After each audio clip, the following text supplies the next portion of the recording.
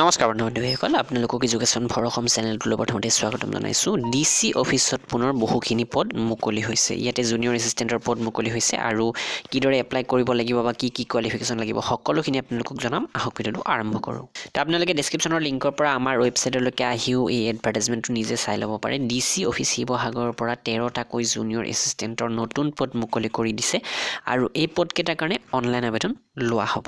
তো regular post হয় এইকেইটা আৰু চাওক এইকেইটাৰ কাৰণে যিটো দৰমহাৰ নিৰিখ দিছে 14,000 পৰা 60,500কৈ দিছে, য'ত গ্ৰেড পেও পাব আপোনালোকে 6,200কৈ।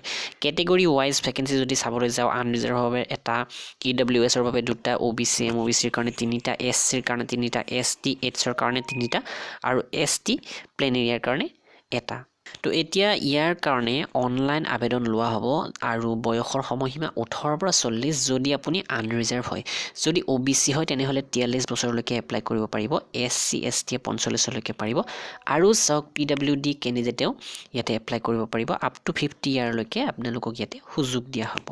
নিৰ্বাচন প্ৰক্ৰিয়া বুলি কওঁতে ইয়াতে প্ৰথমতে ৰিটেন টেষ্ট হ'ব, যিটোৰ চিলেবাছ আপোনালোকে যদি চাই তাত 75 নম্বৰৰ ইংলিছ আহিব, 25 নম্বৰৰ মেথছ আৰু ৰিজনিং আহিব আৰু 50 নম্বৰৰ জিকে আহিব, য'ত অসম জিকেকে আদি কৰি অন্যান্য টপিক থাকিব। যাৰ কাৰণে আপোনালোকে যদি বিচাৰে আমাৰ এই ই বুকখন কিনিব পাৰে। 10,000 প্ৰশ্ন উত্তৰ পাব, অসম জিকে প্ৰায় 2,000 পাব মাথো 150 টকাতে। এই লিংকটোত ক্লিক কৰি আপোনালোকে এইখন PDF ফাইল কিনি ল'ব পাৰে। তো ইয়াতে আৰু থাকিব 50 নম্বৰ কম্পিউটাৰ জিকে আৰু last time language skill test, যিটো অসমীয়া, ইংলিছ, বেংগলী, বড়ো এইকেইটা ভাষাত আপোনালোকে দিব পাৰিব। 50 নম্বৰৰ প্ৰশ্ন থাকিব। এইটো কোৱালিফাই কৰিলে আপোনালোকে নেক্সট এটা স্কিল টেষ্ট দিব লাগিব, যিটো কম্পিউটাৰ প্ৰেক্টিকেল টেষ্ট হয়। তো এতিয়া এপ্লাই ইয়াতে 25 তাৰিখৰ পৰা অৰ্থাৎ আজিৰ পৰা অলৰেডি আৰম্ভ হৈছে আৰু ইয়াৰ লাষ্ট ডেট হৈছে 10 জানুৱাৰী 2021। তো আপোনালোকক প্ৰায় 17 দিন সময় দিয়া হৈছে। এইখিনি সময়ৰ ভিতৰতে আপোনালোকে ইয়াৰ কাৰণে এপ্লাই কৰি ল'ব। আৰু ইয়াতে এপ্লাই কৰিবলৈকে হ'লে অসমৰ সকলো জিলাৰ পৰা যদিও কৰিব পাৰিব, কিন্তু সকলোবিলাক পৰীক্ষা যিহেতু শিৱসাগৰত অনুষ্ঠিত হ'ব, তো আপোনালোকে এই ক্ষেত্ৰত চাই ল'ব সকলোবিলাক খৰচ নিজে বহন কৰিব লাগিব, অহা যোৱা তেনেকুৱা ধৰণৰ।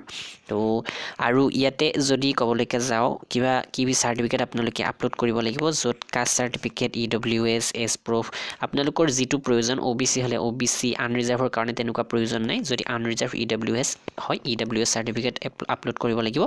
এমপ্লয়মেণ্ট সকলোৱে কৰিব লাগিব, এছ প্ৰুফ সকলোৱে কৰিব লাগিব আৰু ইয়াতে higher secondary pass, matric pass এইবিলাক চাৰ্টিফিকেট আপলোড কৰিব লাগিব পাৰে। লগতে কম্পিউটাৰ প্ৰফিচিয়েঞ্চিও লাগিব।